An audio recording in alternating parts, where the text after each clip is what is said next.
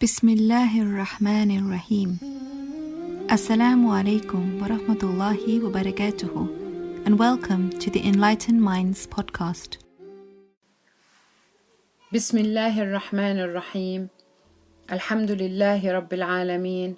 Wassalatu wassalamu ala Rasulillah wa ala alihi wa sahbihi ajma'een.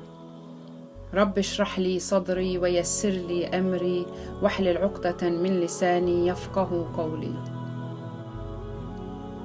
The Battle of Ain Jalut. Baghdad was once described as the jewel of the world and humanity's greatest hub of education. It was a city of 1 million people and was home to Baytul Hikmah, the house of wisdom.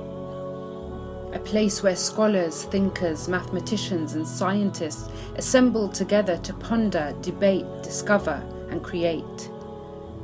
A city with multitudes of inhabitants and a bustling centre of the Silk Route.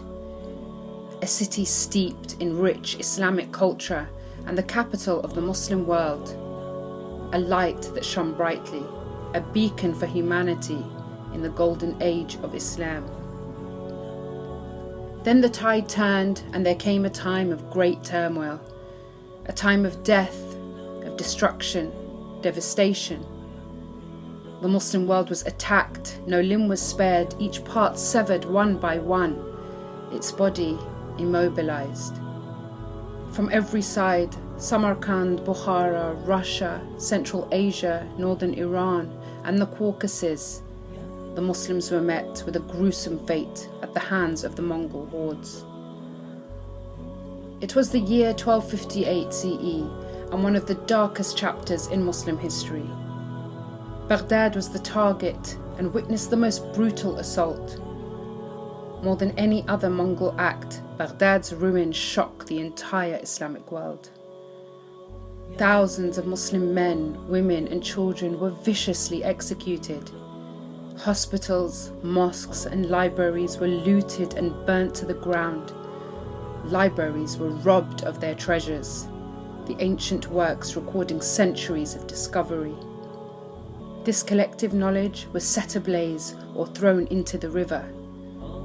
It was said that so many books were hurled into the Tigris that it turned black because of the ink.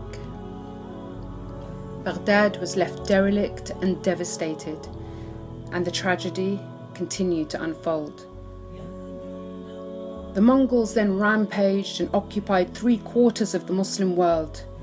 Terror was the Mongols' principal tactic. Hulagu, the Mongol leader, swiftly mobilized his men to capture both Iraq and Syria, now with an army of 300,000 strong. The Mongols were seen as an unstoppable force, and there was a strong and widespread fear of them amongst the Muslims. In 1260, Aleppo was raided and its population was put to death. Damascus surrendered without attempting to fight back. Such was the hopelessness amongst the Muslims. The Mongol army, now victorious, headed towards Egypt. The survival of Cairo and perhaps the entire Islamic civilization hung in the balance. This was the last stronghold.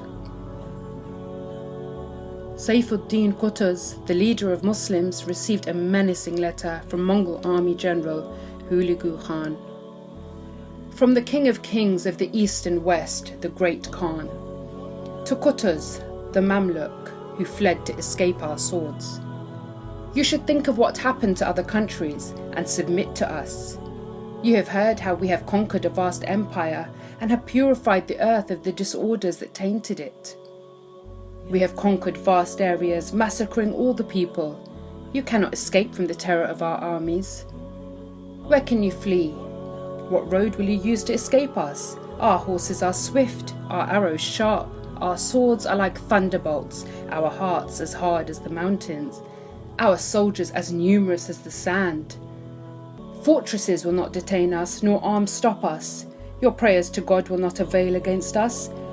We are not moved by tears, nor touched by lamentations.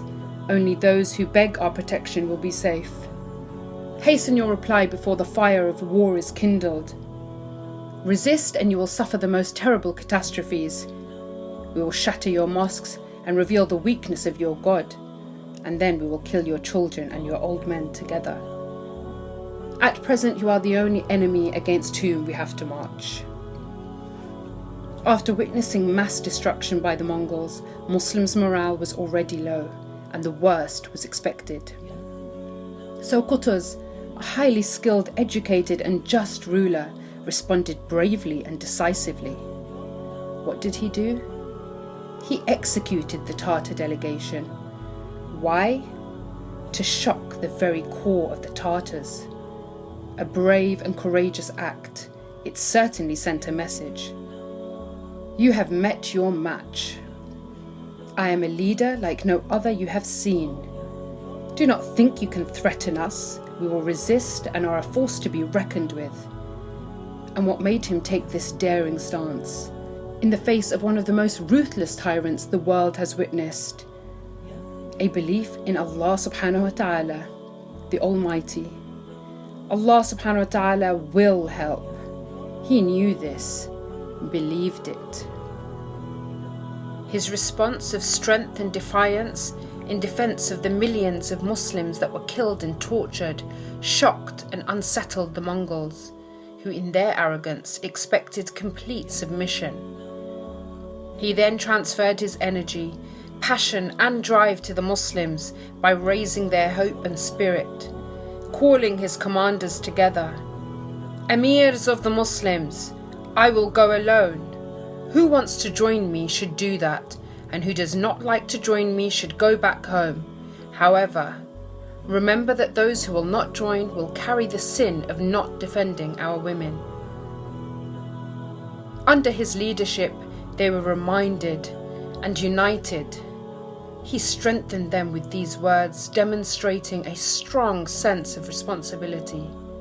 He led by example, and in this way, they were rallied upon Iman, ready for battle.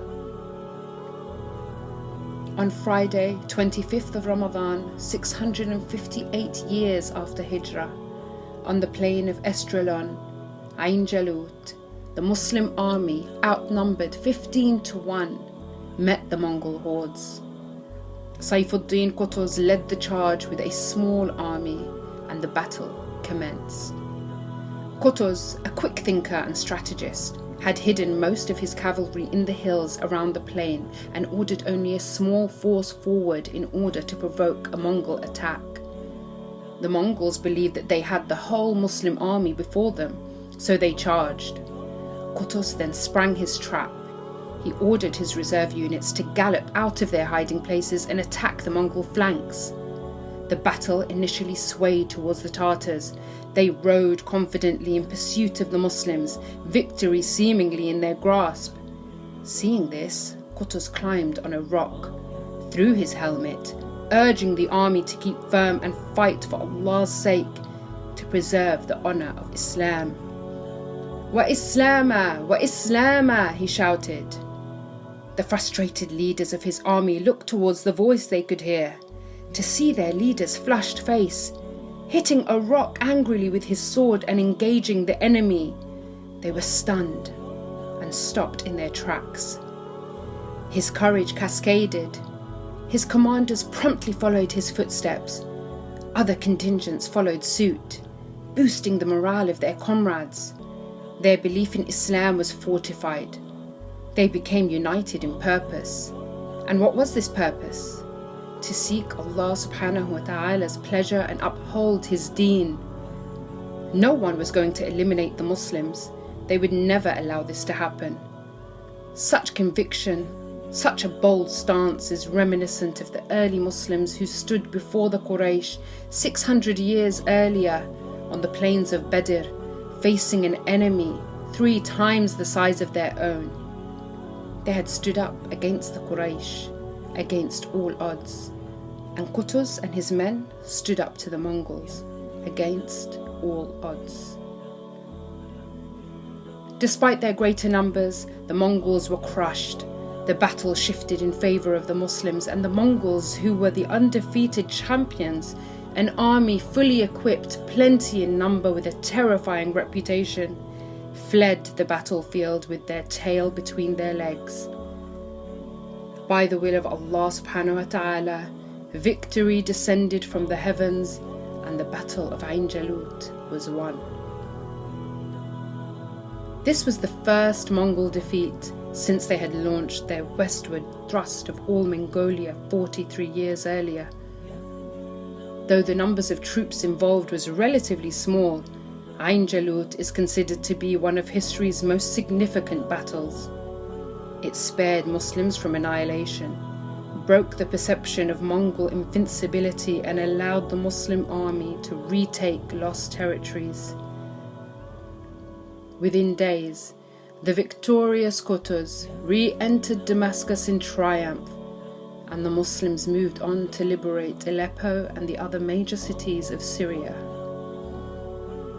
As for the Mongols, well, when they realized their advance and dominance in the Islamic East was diminishing, and that the Muslims had regained their drive, their commitment, and their power, they escaped, never to threaten Egypt again, and never to return as an oppressor, but rather, by the will of Allah subhanahu wa ta'ala, Hulagu's descendants would return as Muslims. After having been tremendously destructive forces, many of the Mongols converted to Islam and became some of the greatest figures in Islamic history. The transformation was extraordinary. They went from building towers of human heads to making lofty mosques to glorify Allah subhanahu wa ta'ala. Ain Jalut is considered one of the greatest victories in not only Islamic history, but human history. Why? Because the Muslims were the ones who halted the Mongols. They were the ones who took them to task, standing up to this Goliath despite their numbers.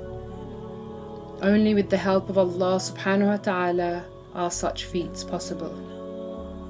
So what lessons can we draw from the Battle of Ain Jalut? Lesson 1. Every Muslim must respond to the cries of the oppressed by raising their voice to draw attention to their plight. The Prophet Muhammad ﷺ said, "The parable of the believers in their affection, mercy and compassion for each other is that of a body. When any limb aches, the whole body reacts with sleeplessness and fever." Sahih al-Bukhari. Today we hear the call of our ummah from every part of the globe. Not a day goes by without us being reminded of the suffering of our dear brothers and sisters. Is there a Muslim country anywhere in the world that is free from war, famine or poverty? The hadith of the Prophet gives us pause for thought. We may feel that we have heard it before, not taking the time to reflect on its beauty. We may interpret the sleeplessness and fever as a helpless reaction to the affliction Muslims face, and feel agitation or become uncomfortable the way we may react to a fever that has taken hold of us. But I'd like to offer a shift in thinking, where our sleeplessness and fever is not one of helplessness, but one of action, to find a cure. We are sleepless because sleep is less important than mobilizing our efforts to change the situation of our brothers and sisters. We feel fever because we feel a burning passion for justice and for our hands to be the first that give our time, our wealth, or dua. But this hadith offers us a subtle reminder. We cannot become desensitized. When we see the pictures of starving children or hear stories recounted of bombs dropping on houses, we are sickened by the tragedy. The stories of evil in this world cause many of us to shake our heads in disbelief. But is that enough? Is it enough for us to just feel for our ummah? For every predicament, there is an antidote, a cure. So what do we do when so many parts of the ummah are afflicted by tragedy? Does our body ache in so many places that we fall to our knees and refuse to crawl? A Muslim does not think like this. We seek the opportunity to aid, to pray and to initiate change.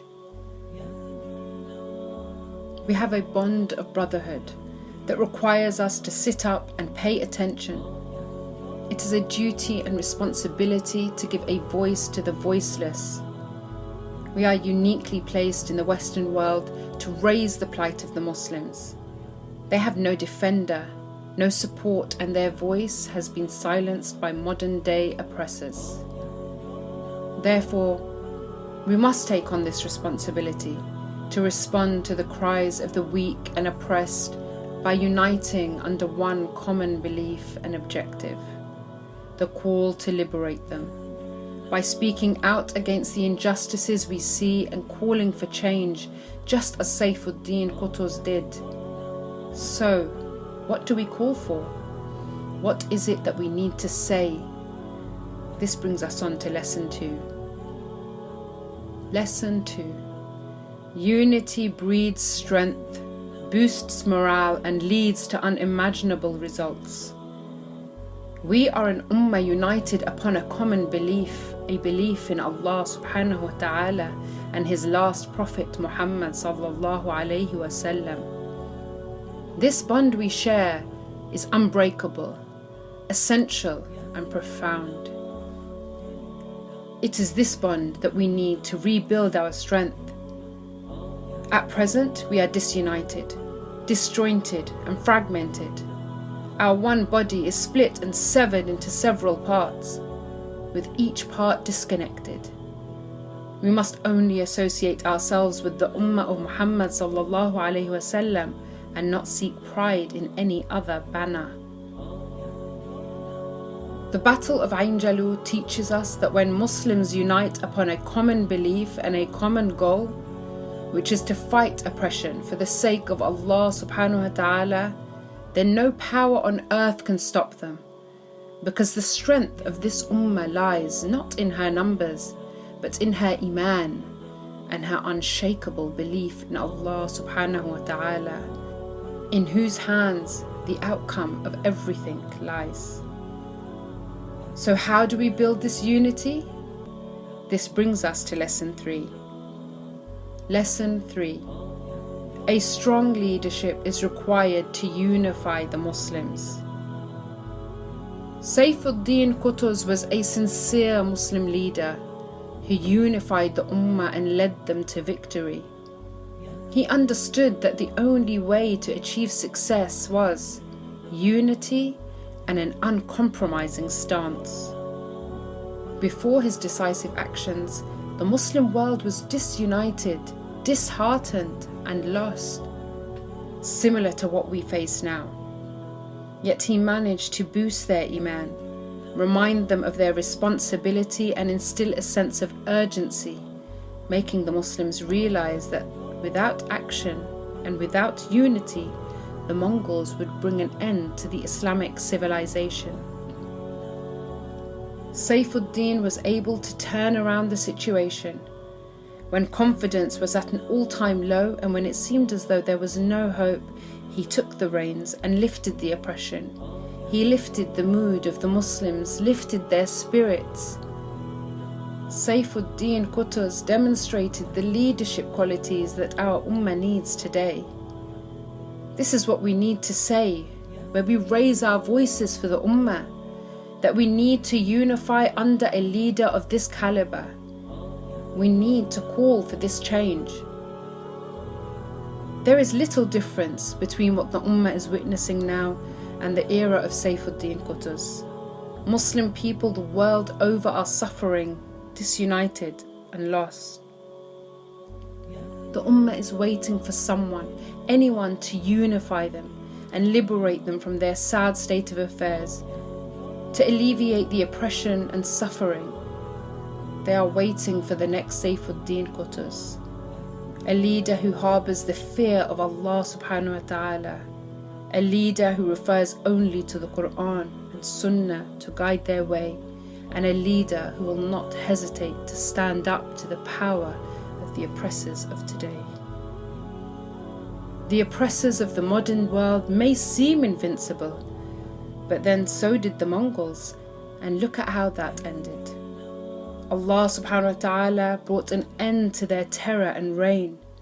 Allah is capable of anything.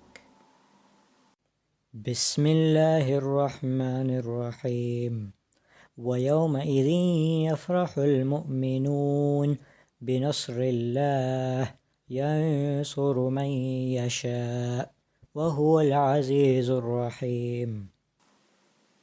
And that day the believers will rejoice in the victory of Allah. He gives victory to whom He wills, and He is the exalted in might, the merciful. Surah Ar-Rum, ayahs 4-5. Subhana rabbika rabbil izzati amma yasifun, wa salamun ala al-mursaleen, walhamdulillahi rabbil alameen. Jazakallah khair for listening to the Enlightened Minds podcast.